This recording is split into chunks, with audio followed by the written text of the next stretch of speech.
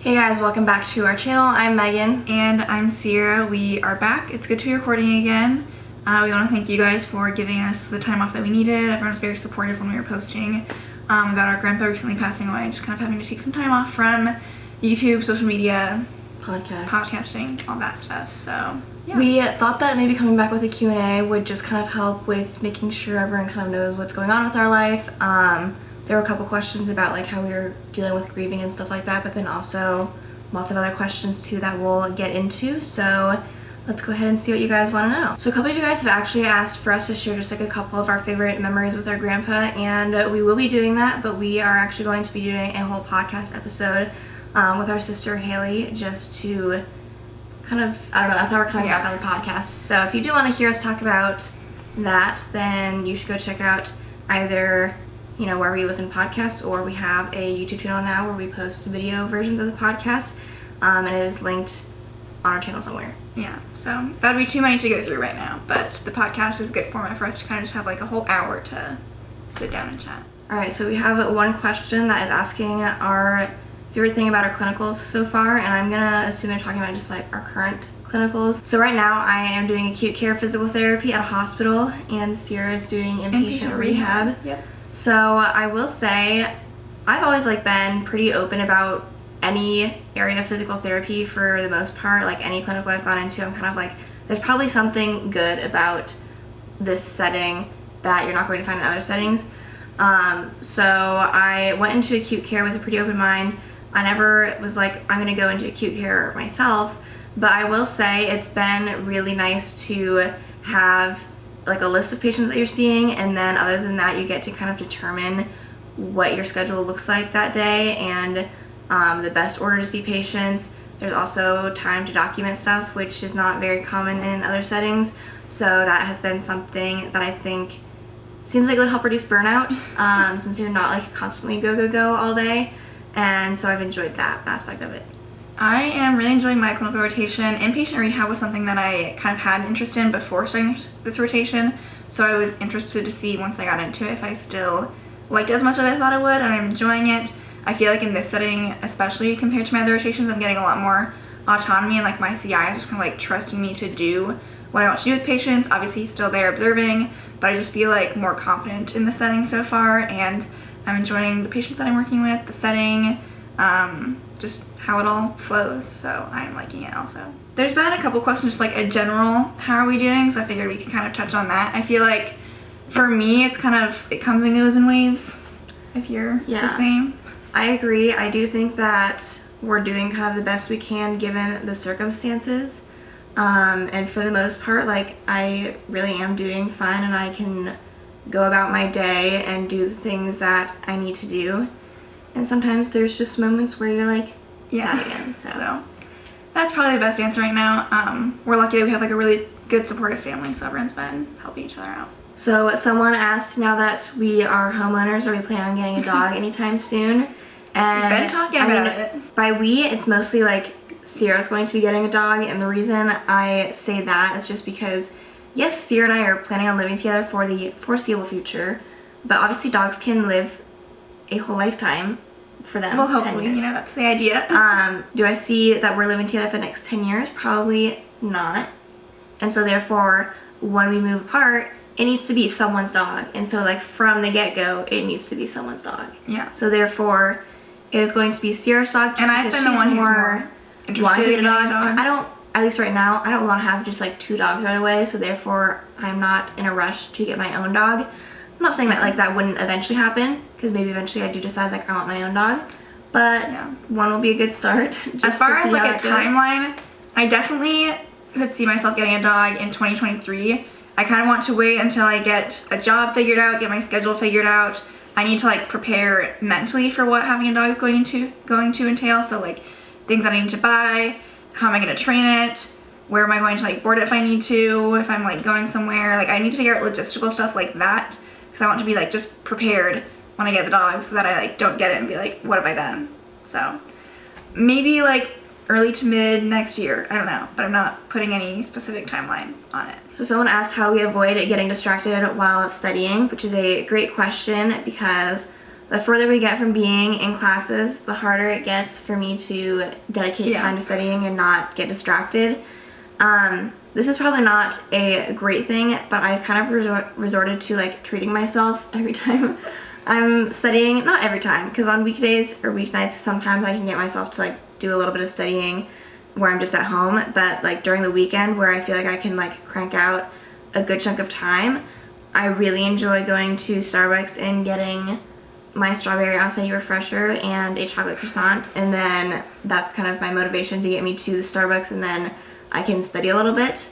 So that's been what I've been doing, just because I need to study, and rewarding myself helps. Yeah, I've been doing something similar. I also use Starbucks as a reward to get myself to study. This is like unrelated to the question because now it's like me complaining about how difficult it can be to study, but the difference between studying for this board exam versus studying for every other test we've had in PT school is that like this is just all encompassing, and so it can be very overwhelming to figure out, you know, what am I studying You're today? focusing on one thing, and then you see like one glimpse of like something else, and you're like, oh my god, I need to like look at that too. So you kind of like, I feel like you look at things and you're like, I need to look at this thing, and then you're like you're not fully studying like one thing that you just need to focus on.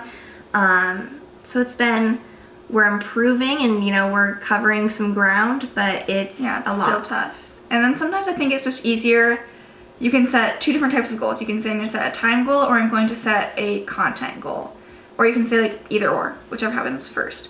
So sometimes I'll say, you know, I'm just going to study for 2 hours. However good or bad that looks, you know, 2 hours and then I'm done. Or sometimes I can set a content goal and say I want to get through this, this, and this. Doesn't matter how long it takes. So if I get done earlier, awesome. If I push it later, then, you know, too bad. So that's also something that I do. Someone said, thoughts on being aunts or aunts? I don't know how people say that. I don't even know how I say it.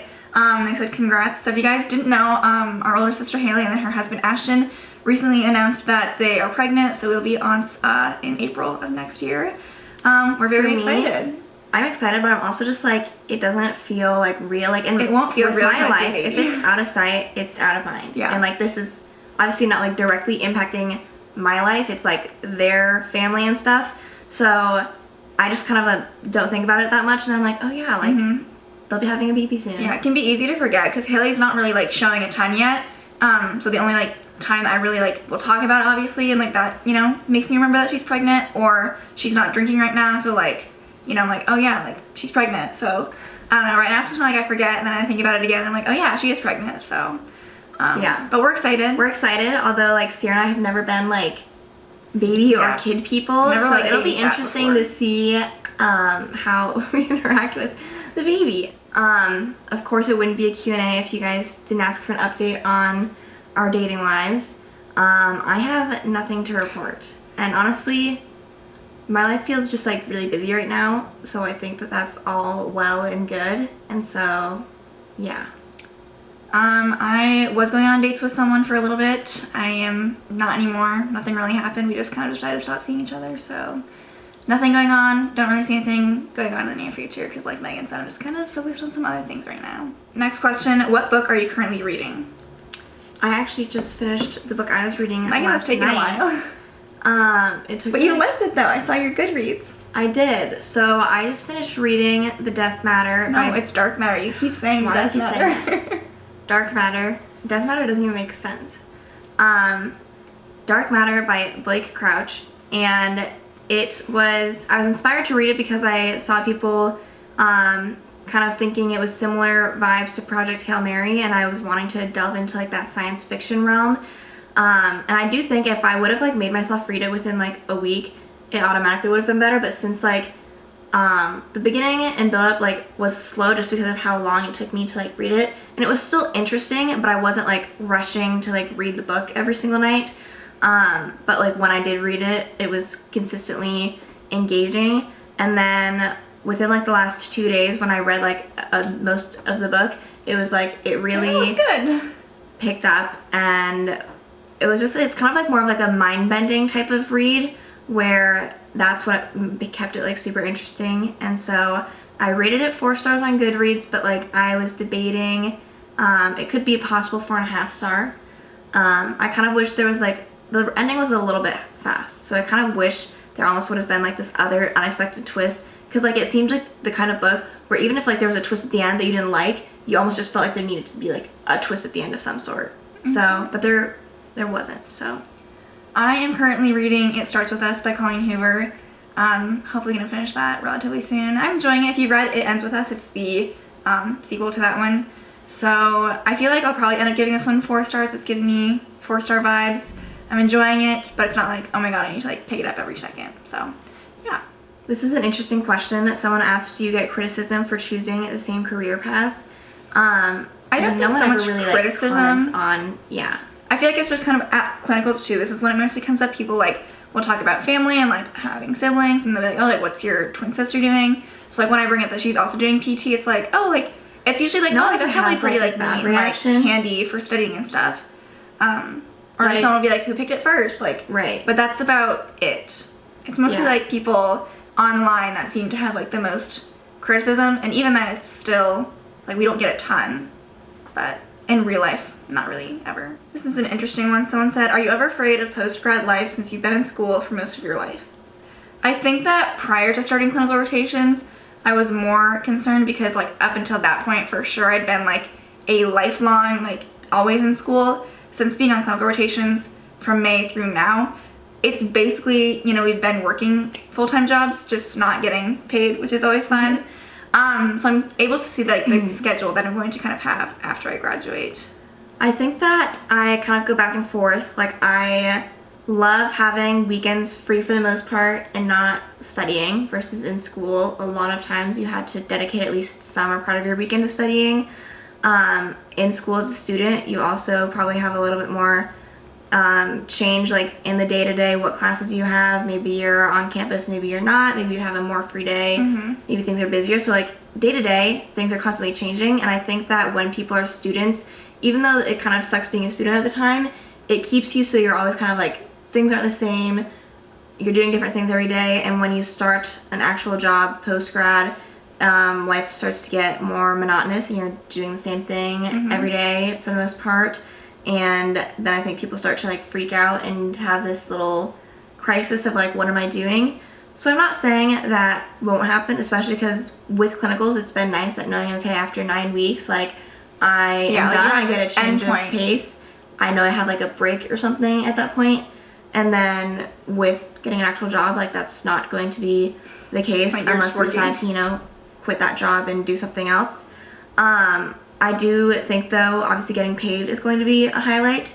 Having PTO or a little bit more say in my schedule, and obviously getting to apply for and pick jobs that I want to do rather than just having this pile of clinical sites I can choose from is hopefully going to make it so that I'm feeling more confident in where I end up. But I also know that physical therapy and oftentimes physical therapists will float around until they kind of find different things or do different things, work in different settings based on what works best for them at that point in time. And that makes me feel really confident with picking physical therapy, because if you're doing, like our sister does HR, good luck finding like a part-time HR position. You're just probably not going to be able to do that.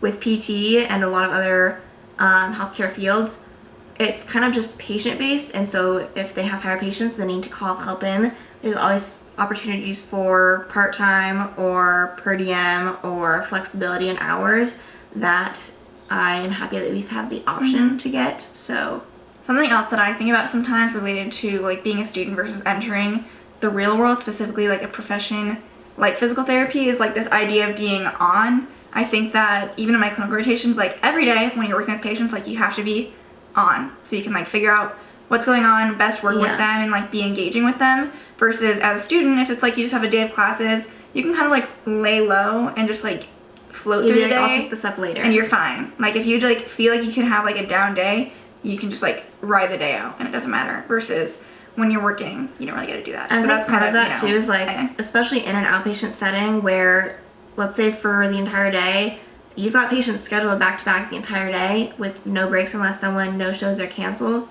Like you've got to be on literally the entire day except for your lunch, and I've sometimes just found that that can be hard. And I even heard at my acute care setting, there's like an OT who I think she just fills in like as needed, and so sometimes she fills in working in an outpatient setting, and she made that same comment of like 8 to 4:30, just like back-to-back patients. She's like, I can't do it anymore. It's just like too much on time, if that makes sense. And so sometimes when I like see our mom and sister, they both work from home, or at least like sometimes, and like I just know that with working from home, sometimes like people can like do the off time. They don't have to be like on constantly at their computer. And so in some ways I sometimes get jealous of that, but I also am not necessarily thinking that the grass is greener on the other side. It's probably just from afar, it looks kind of nice. Someone asked, will TC2 come back? And if you watched my last week of my life video on here, then we were actually talking about how we were getting ready to record for that. We do have footage. We've got clips are ready to go, and so we're really trying to just like take our time with this video though, just because obviously we are still working full time and we're separate during the week, and sometimes like I think for this video, as much as we can, we would like to have input together on how it comes together. So yesterday we got ourselves to actually like import it onto the computer, just because obviously we've had like a busy past couple weeks, and so started cutting some things together, messing around with how we might start editing it, and so it will be eventually turning out, but I just don't have a timeline, and so yeah, that's exciting. Okay, this one's kind of a fun one related to like first day of clinical rotations. Someone said how to feel confident and comfortable on the first day of an internship / clinical / new job. So I feel like we can kind of talk about like when going into the first day, like what do you feel, or like how are you like anticipating things?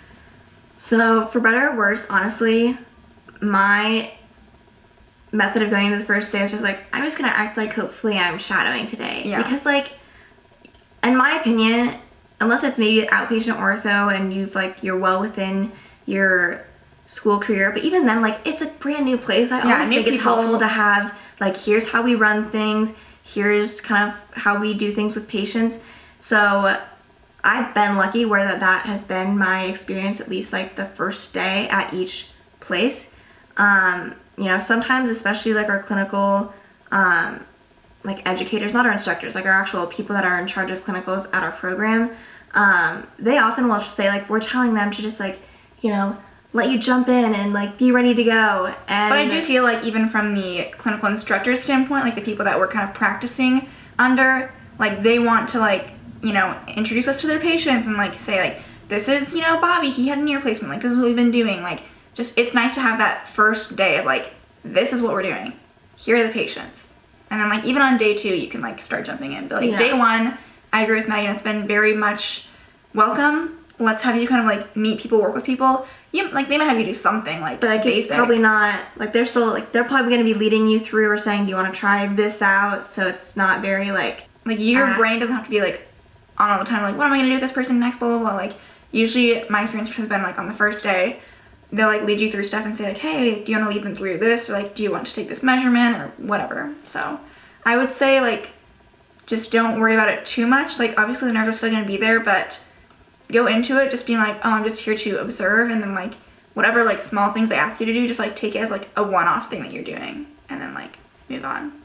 And then eventually, hopefully, like after that first day, you'll get like more confident with the area that you're in, who you're working with, the patients, and you can feel better going into day 2. Okay, so I've seen a couple generic questions, kind of like, where do we see ourselves ending up in the PT world after we graduate? And I think we've obviously talked about, you know, here's what we think right now at different points in our clinical experiences and within our program, but obviously we're really towards the tail end of it now, and we're actually starting to look at jobs and positions that are open and what are we interested in applying for. So, you want to share what you're interested in? Currently, I already touched on this. Right now, when I'm looking at jobs, I'm looking for like inpatient rehab, which is like limited at least where we are right now. So just kind of generally inpatient stuff as well. So like open to acute care, but like also open to skilled nursing is kind of where I'm looking right now. But I truly don't have any idea for sure. I could still end up working outpatient. I don't know. I have kind of been like jumping a little bit all over the place, just depending on like, I'll see a listing and I'll be like, oh, like that could maybe be good. And then I'll see another listing and I'll be like, oh, like that could maybe be good. I have always kind of seen myself interested in doing outpatient neuro. I've really liked working with patients who have Parkinson's, but I also feel like that hasn't been a huge focus or thing that I've dealt with in my clinical experience. I feel like I honestly saw more of that with shadowing or last summer when I was like just finishing up our first year. So it's hard for me to be like more confident now than I was back then about that. And then also having worked more outpatient and then also comparing acute care, I also am kind of back to being like outpatient has like more of that strict rigid schedule. So now that's kind of like something I'm thinking about. So something newer that I've been considering is trying to look at like being a therapist at like an assisted living facility. Oftentimes they'll also have like skilled nursing, but I have seen settings where there's a mix of both, working with skilled patients there, but then also outpatient stuff with residents there. That's kind of like so the best it's of both kind worlds a little bit. it has both of it, and so the jobs are there, but they're still kind of niche. And what's hard too is a lot of times with assisted living facilities, I think they contract out their work, and so it's harder, in my opinion, to try and figure out where exactly the jobs are, or like you'll find listings for jobs, but then like other than Can't knowing the figure out where company it's that at. it's with, you're like, what else is going on there? So it's been interesting, but that's kind of where my head is at right now. So Yeah. I think that's going to do it for this Q&A. Hope you guys enjoyed it. If you did, make sure you give a thumbs up. You can subscribe to our channel down below. make sure you go check out our podcast according to, subscribe to this channel, subscribe to our podcast channel, and go follow us on our socials. Planning to be back weekly on this channel and our podcast as of this point. And yeah, thanks for watching. Bye. Bye.